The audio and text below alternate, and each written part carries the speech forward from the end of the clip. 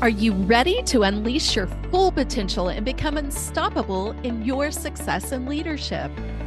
Welcome to the Unleashed and Unstoppable podcast, where we provide powerful insights and strategies for coaches, corporate leaders, and entrepreneurs. I'm Alexanne Carter. And I'm Carol Register, and we're certified master neurocoaches who are passionate about helping you overcome your limiting beliefs and optimize your performance. Each week, we'll be sharing actionable tips and strategies using neuroscience, from interviews with industry experts to solo episodes, to help you lead a life of power, purpose, and possibility on your own terms. Join our community of like-minded individuals. Hit subscribe now, and let's be unleashed and unstoppable together.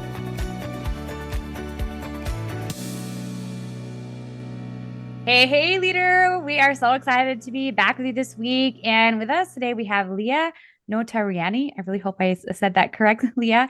And she is a transformational speaker and business mentor, and she just had her TED go live. So congratulations, Leah. I was looking at that earlier. And what's exciting about Leah is that she's all about the neuroscience and really unpacks and uncovers that and supports her clients just like us. So we're so excited that she's here, as the co-founder and CEO of Legacy and Leverage, which, I love those. Those are juicy words, where she supports industry leaders to master their science of transformation and leverage and scale their expertise through live events, group programs, and certifications so they can create a greater impact in the world. And what's really unique about Leah is that she went from being a broke single mom to 7+ figure business owner. And she uses her experience to support high achievers, just like you, to heal from their story, make a massive impact, get into alignment with the life they actually want to be living. And this is something that is close to my heart. And I think Carol as well in her bio is that she is also a mother of 3 and is often found chasing sunsets with her daughters and spending time with her family, which is so important to both Carol and myself and to the listeners. And yeah, let's unpack that a little bit further, Leah, like your journey, your experience, what you've learned along the way, and supporting our listeners and those especially who are moms, and helping them really thrive in their life and the impact that they're creating on the world. Yeah. Well, thank you so much for having me. I appreciate you. I think, when I think about business and I think about motherhood, I think my journey, starting my business as a single parent and as a mother, it took me on a totally different trajectory than somebody who's maybe just starting out. And there's no right or wrong. It's just that I knew when I started that journey that it was going to look different. So it's like, if I was going to hike a mountain, it was a sunny mountain, I would want a hat. I would want my sunscreen. I would want all these things. So I felt like I prepared as much as I could, knowing that my journey was going to look different than other people's. I think sometimes when we're looking at the obstacles or challenges or perceived challenges, one might say even an opportunity in front of you to actually innovate and do things differently. I think motherhood actually allowed me to innovate my business in a different way, to the point that after 6 years, I renamed my business Legacy and Leverage, because I understood the power of leverage. I understood that the constraints or perceived constraints in my life actually created some of my biggest impact and needle movers in my business, which was really powerful. Wow. Wow. I mean, I just want to pause on that a minute. I think it's such a huge point because, we can get easily caught up in our circumstances. And we talk a lot here about being able to believe and see beyond the circumstances. But you're actually pointing directly to those circumstances and saying those constraints that you experienced were some of your biggest advantages when you were able to look back and connect the dots. And I think that's really incredible. Thank you. I appreciate it. Yeah, I feel like sometimes when you're looking at your life and you're looking at the external circumstances, I think it's so important for all of us to see beyond them, but also to look at the opportunities. It gives you an unfair advantage. When you think that if everybody has something different and you have something that's so unique, you have a unique circumstance right in front of you, it's like, how can I do this different than anybody else? How can I trailblaze a new way and create something different that I actually want to be doing. And I think for me, looking for the silver lining in all of it, looking for the opportunity, connecting to your dreams, connecting to your vision, connecting to who you are within that, and finding a new path. I mean, I think that's where character is built. That's where the resilience and the confidence and the ability to go out into the world and actually pursue your dreams and do the things that you want to do actually comes to life. Yeah, I love that invitation to lean in and to look at those opportunities, right? It's so Yeah. easy because we've operated up to a certain point Right. to continue to go on that path. And I know just being, in the leadership room, it's always the areas with the resistance or those breakdowns Mhm. happen that really the breakthroughs on the other side of that. And so yeah, I love how the invitation is to kind of flip it at a different angle to look at, okay, here is the situation and how do I get to use this to actually fuel what I'm creating versus seeing it kind of, more impeding on what you're trying to create. So Yeah. I just love that you're starting off with that and just the invitation to the listener just to look at, instead of it being like, oh, this like frustration, wherever that Right. frustration is being created, look at that as opportunity to completely shift it and like, this is information and how do I change this? So Yeah. that's a Yeah. beautiful angle to lean in on. I don't know about you, but I really needed to hear this today. It's so Mhm. interesting to me the way we really are in the exact right place at the exact right Right. time, Mm. receiving what we need, even when it looks like an obstacle or a constraint or a breakdown. It Right. really is meant for us because, this is something where you just immediately reminded me and caused me to step back and pause and reflect and go, okay, I'm feeling this and I'm experiencing this, and shifting immediately to see, oh, this is my advantage. This is my power. This is what I get to really celebrate. I Right. just, yeah, super powerful right from the get-go, Leah. Well, I thank you. I'd love to unpack maybe a little bit further and for you to share a little bit, like what were some of the lessons and where are some of the Mhm. things that you like, because that's sort of what life looked like for you, Yeah. right? Right. What were some of the decisions that you then made to stay in alignment with that, to move forward and then creating, right? Like I'm mindful of not saying like constraints, but in some ways, you whatever that got to look like for you. So I think for me, there's this amazing opportunity to step into vision. So for me at that time, there was a lot of breakdown happening in my life, and which led me to actually moving countries, immigrating with my two girls, and starting a new life here in the US. And I moved from a small town in Canada and came to LA. And I just remember that time in my life. There was so much going on. I just got a divorce. My stepfather just passed away of cancer. And I was just in this space of really deeply connecting to the meaning of life. Yeah. Mm, What am I really here for? Is poverty all there is? Is this town that I grew up in all that there is? Mhm. And I've seen too much and I've felt too much to know that there's way more to life than this. Yeah. And it was in those micro decisions of changing my mindset and connecting to myself and what I actually wanted in my life and that vision beyond my current external circumstances. It's like we're the creators in our life. And if we can't see beyond our current circumstances, then we'll never create beyond them. So Right. it's so important for us to step into a level of vision. But for me, it's like this beautiful connection that we get to have, and you birth a new vision into the world. And that going back to decisions is like, oh my gosh, I learned a lot of lessons on what not to do. And I think I failed more times than I have succeeded. And so many lessons have come, like the big ones for me in that path has been, you know, never abandoning myself for mm, no matter what it is. I think I was in a pattern at that season in my life that I was just doing everything for everyone all of the time. And it's like, well, the marriage didn't work out. This didn't work out. This is not like happening. And family used to be this, but it's not this anymore. And here I am with two kids. It's like, well, who am I beyond mom? Who am I Mm, beyond this role that I've always played? Who am I beyond? How can I see myself in the way that God, the universe, the divine sees me? Can I tap into that frequency and energy?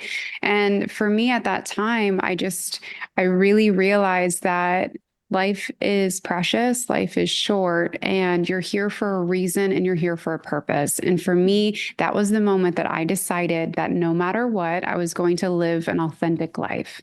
I was going to live a life that was authentic and pure for me, no matter what it looked like.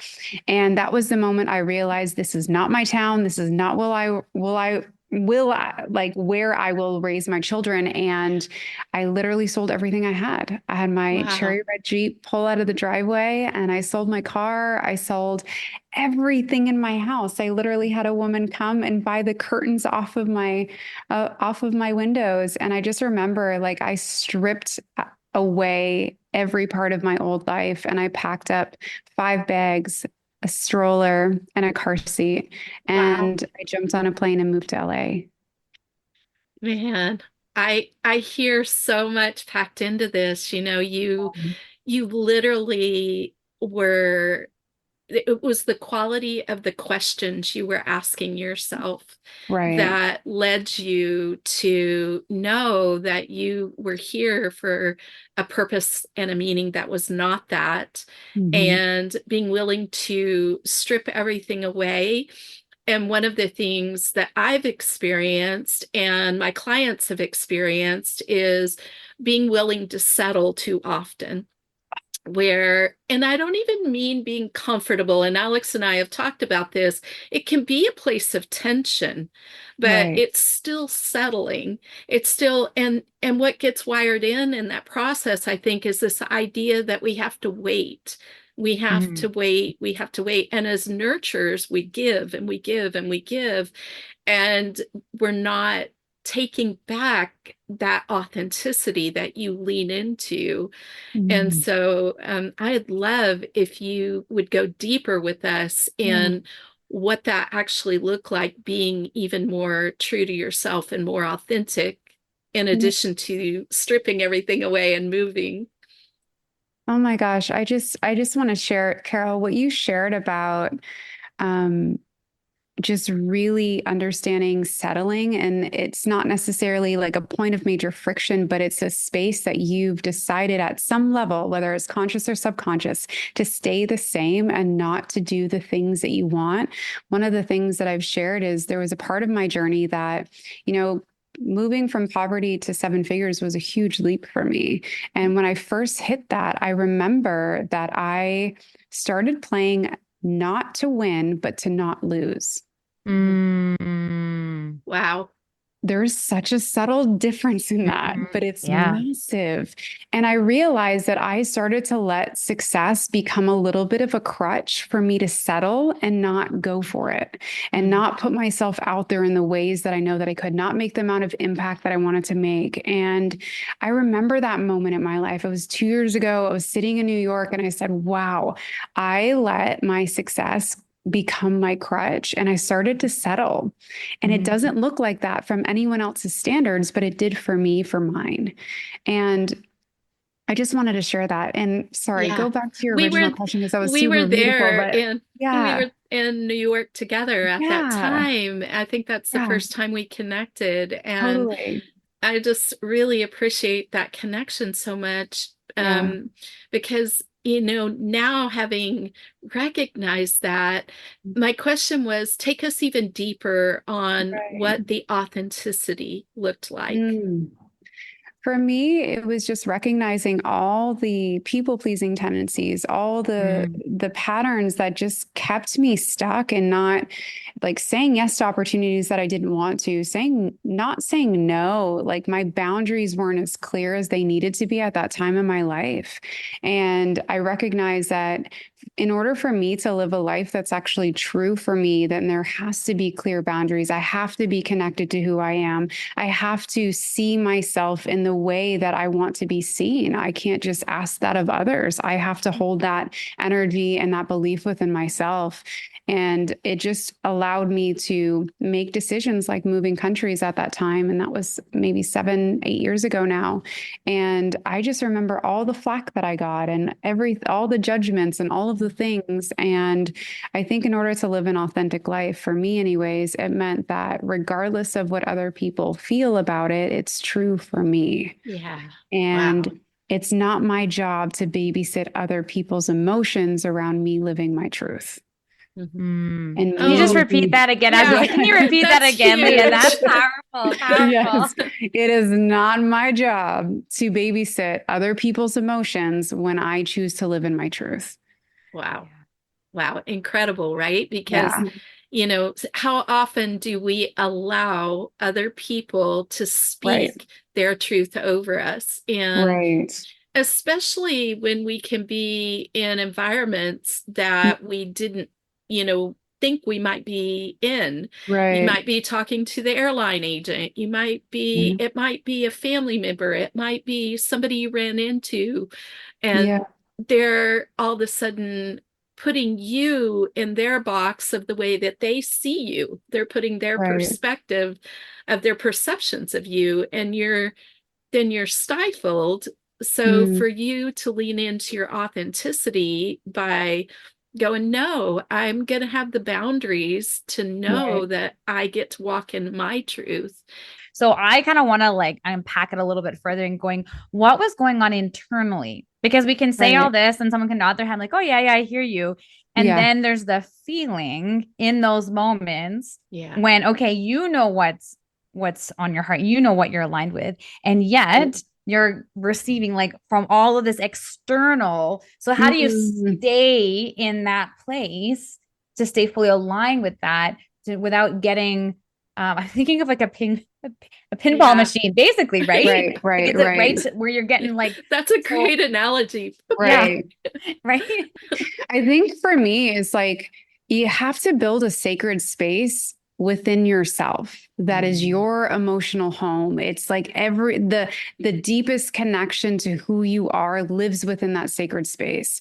And when you start to practice what that feels like in your mind, in your spirit, in your body, and in your gut, and in your belly, it's like, oh, I know what this feels like. I know what truth feels like literally feel in your body. There's a different level of connection when you have that. But for people that maybe like I was for years feeling really disconnected, I think the first step is going from disconnection to connection. So you know what you feel like, you know what your voice, your truth, your message, your authentic expression actually looks like without the patterns, without the models, without the pressure, without the facade of who you need to be in order to be loved and accepted, but the truth of who you actually are. And when you start to anchor that in, that becomes a practice and it goes from this is something that I do to this is who I am. And Wow. when you come from this is a place of who I am, there's a different energy and resonance that my truth doesn't need to defend itself. I don't need to share it. It's just as who I am. And I navigate the world with that energy. And it just becomes a space that I think is always there's always going to be invitations to reevaluate what you're holding on to and what you need to let go of at different seasons and levels in your life. Like the things that I did 7 or 8 years ago are different than the things that I do today. But the core and the foundation of that thread was laid during those times. Mhm. So I think it's really important to recognize that within ourselves. Wow. That recognizing the disconnection. I was Mm, just having a deep conversation about that just recently with some people, and knowing how often we are in that place of disconnection with our emotions. right. And from a neuroplasticity perspective, the neuroscience is the study of the whole nervous system. It's not just the brain Mm, and our thoughts. The right. brain's a part of the nervous system. So our whole bodies are affected by our beliefs, by our thoughts plus Right. emotions. And you really took us deep there into our identity, which we talk a Mm, lot about, how right. important it is to get connected and then know who you are and what that feels like, which is affecting the whole body. Yes. And so that was super, super great. And I just want to lean into that. And then, you know, being able to walk in your truth through these little steps that are stacking one on top of the other. Yeah. Yeah, thank you so much. I there was something else you said now, and I've lost it, so I'll have to go back for just a minute because it was also incredibly powerful. So, if you're with me right now, if you're with us, please lean in because I was just picking up on something else as well that you Well, said. I'm going to guess that it might have been when Leah talked about the I am piece, Mhm. right? She made a Yeah. declaration, she decided in advance. And Hmm. then based on that being, right? Like you felt it inside of you. You Right. then, right, to make decisions and you took actions to create the result, which the result was you moving with your family and taking Right. them somewhere else. And then, starting that next chapter. And so I want to just Yeah. reiterate to that because it's so easy to operate from a place of not that place, right? Like the constant Yeah. striving of whatever Mm, it is, of the vision, of the next yes. thing Oh, versus just yeah. Yeah. embodying this is who I am. And from this place of where I am, Right. I now get to now create that for the Yeah. decisions and the actions I take to create that result. So I don't know if that was it, Carol, but I wanted to just Yeah. revisit that because Hmm. I mean, what's coming to me is it's the be, do, have, Yeah. right? And we operate so much time in the have, do, be, but it's really flipping it on its head and is really starting in that place of being the Right. identity and that core. Like, I just love the invitation, Lee, that you mentioned, like Yeah. it's creating that space to be in connection with yourself, Yeah. right? Yeah. Like you, I mean, what the pilots or the right, the air stewardess, like you get to put your oxygen mask on first, and not just like when it comes to self-care and things like that, but really looking at what's important to you, your values and Mm-hmm. your vision, right? It's like you're either building your vision or you're building somebody else's vision. So Mhm. that invitation just gets centered Yeah. and to feel it. I mean, I just think it's so powerful because if just for a second, right, for just the moment, like as you start your day and come from that place, of course, Right. it's totally going to impact. And I'm a very visual person, so I'm getting a lot of visuals with this Yeah. I conversation. love it. It's so It good. kind of creates this like protective barrier It does. where Yeah. sure people are going to come, have questions, whatever, but you're so embodied in what it is that you want. It's like Yeah. your brain doesn't really hear it because it's already created the vision that you've declared that you're creating. You Right. had that internal place that you go to ground yourself and to recognize who you are.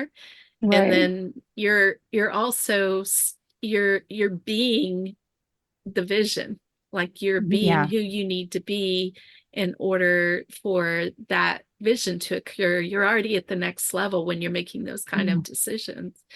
And right. yeah, I So love this. I would love to loop back a little bit, something we talked about before we started recording, which was about Yeah. like being mom and Yes. CEO and having your girls and really unpacking what that looks like maybe today and Yeah. maybe it's changed over time, but that you talked about like you love spending time with your family, like that sounds like it's a Yeah. priority for you.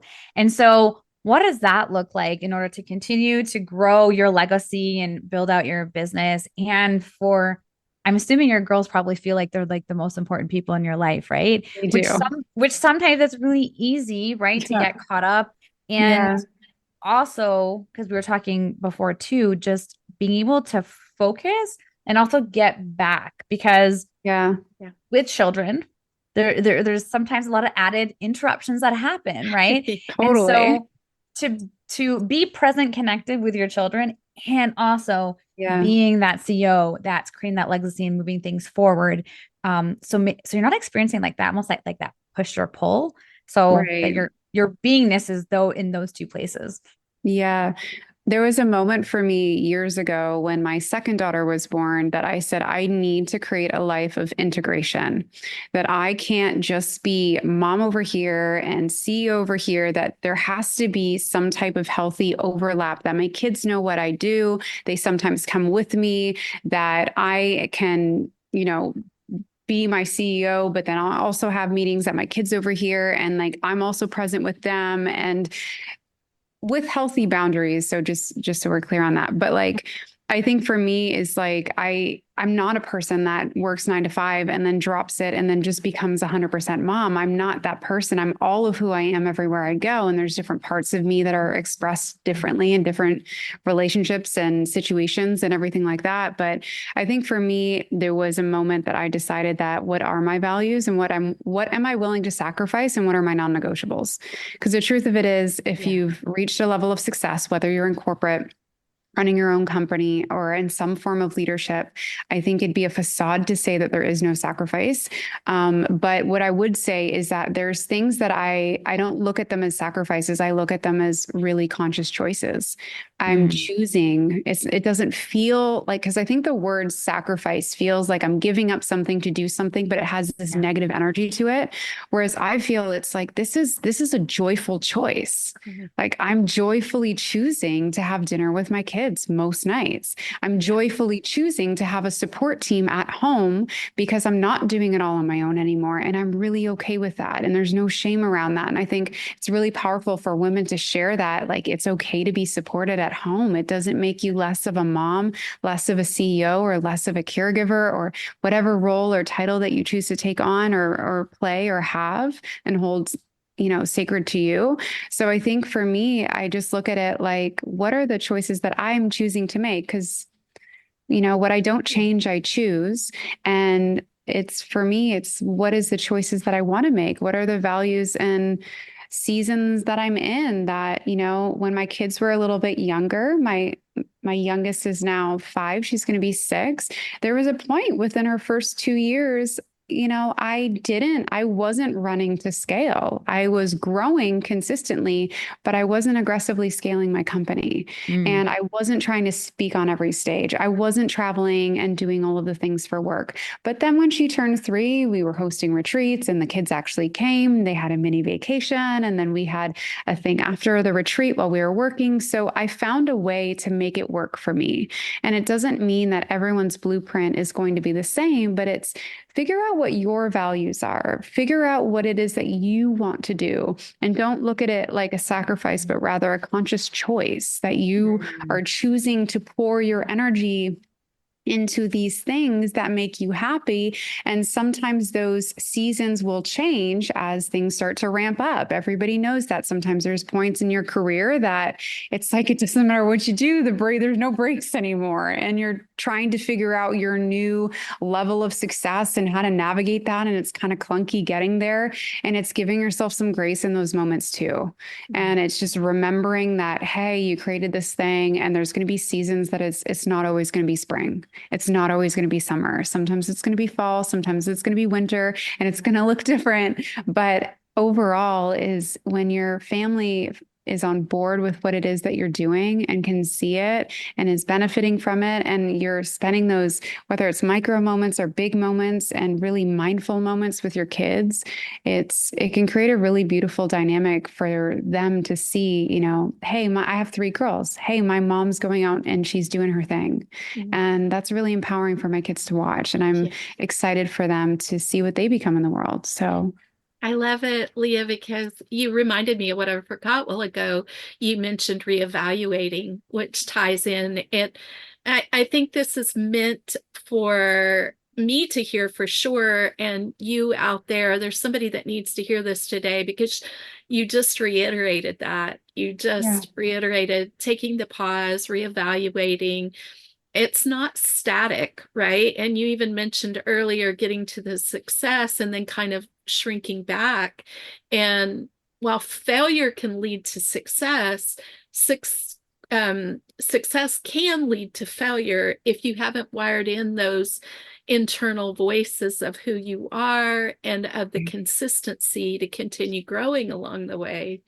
And the Mhm. way you talked about integration, tying that Mhm. together Yeah. was so incredibly powerful because we're not separate, right? And when a rising tide raises all boats, we talk about that. We're Mhm. whole beings. Mhm. So I would love to know, I would love for you to highlight whatever you would like to lean into that you just spoke on in your amazing TED Oh, thank Talk. you. Thank you. Oh my gosh, that it was such a journey for me to go and say, "Hey, I want to do a TED Talk." And I was asked a couple questions before, and they're like, "Hey, would you ever do a TED Talk?" And I said, "Yeah, I would." And I ended up getting introduced to an organizer in California, and then I had just moved back to Laguna Beach. It was called Laguna Blanca School, and it just there were so many beautiful synchronicities to the fact that I was going to share about when I was pregnant when I was 19. It was really traumatic, abusive relationship that I was in and I came out of. And the production was put on by kids my daughter's age. And Oh, it wow. was just this kind of this full circle moment of how amazing is it that it just felt like the right time for me to share. So I chat a lot about business growth and all of the different things, but underneath all of that, I just felt this deep calling to share my story that was different than the power woman who moved countries with her kids on her back and packing up all of her stuff and selling it all and making the big moves and doing all the things. And yeah, we can look at that and say that's super awesome. But underneath it, it was like, well, what drove that? Mhm. Yeah. And it's a deeper, more meaningful understanding that we all have stories that we're healing from. And for me, that was a big one for me. I was writing a memoir for 2 years and now I'm just revisiting writing it. And I realized that that moment shaped so much of my life.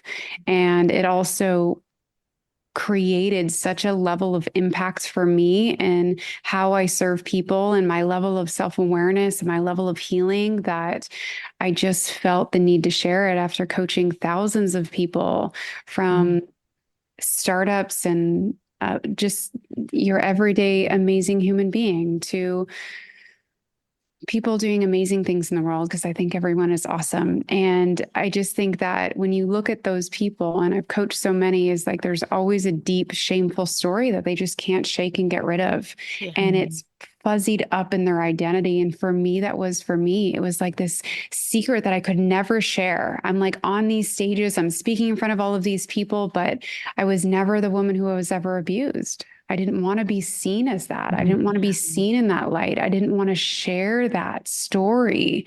But everything in me felt so called that it was like, if I don't do that, I don't think any of my work is going to make sense at the level that I know it will. Wow. Like there will always be something missing if I don't share that message. And I did it and it was scary. And I felt like I did the best that I could. And it was this moment that I like ripped off a band-aid and I prepared as much as I could. It was such a different talk for me. TED is so different than what I'm used to. And it was a beautiful experience. And I'm just really grateful for what I feel that message will eventually do through the articulation of podcasts and sharing. And I think there's so many people that are suffering with a story that you would never know. Mhm. Wow. You would Wow. never know. And I sat up there and I literally like shook my shoulders and I said, I'm standing here in my fancy pink suit and you would never know. Yeah. You would never know. You would never know that I overcame really awful narcissistic abuse and emotional abuse and what that did to who I was as a person at that time. I got physically ill. I was in and out of the hospital. And it just, those are dark things that we don't talk about in humanity. We don't talk about that in growth because it's not as nice. But when we think about your psychology, when we think about how you move through the world and your identity, if we don't mend and clean those pieces of our fabric of our being, not clean, clean is the wrong word. If we don't Heal? heal, Heal. Heal. Yeah. That's what's coming to heal, me is heal. Yeah. heal, then there's always going to be this underlying current Mhm. beneath all of it. And for me, that Yeah. just invoked such a different, deeper level of healing that I thought I did. And then you touch that and you're like, wow, this is a whole new world of healing. This Wow. is a whole new opportunity of rewiring your brain and healing from trauma in the Yeah. body, in the mind, in the brain, your nervous system. It's Yeah. really, really powerful. It's interesting too, because I'm so glad that you did this. It is an Yeah, inspiration, it is an encouragement. And what I've discovered, because we are energetic, spiritual, vibrational beings, I was going to say in these physical bodies, but the truth is our mass is energy as well, right? 100%. And so, what I've been discovering on my journey with coaching is that even if I don't say a word, that energy is there. And Yes. those people who need what I have to deliver come to me Yes. energetically. So Mhm. you're really just taking something that energetically and spiritually is already in process, and now you're putting it out there and really leaning into it and no longer being hidden, right? We're Right. so often hidden in plain sight. Mm. So so great to hear, and I am very encouraged by this. Oh, thank you, Carol. I appreciate you. I appreciate you too. So, as we're wrapping up here, Leah, is there anything else you'd like to leave with our audience today just to support them in their journey, in the impact that they get to create, and also the legacy that they get to leave?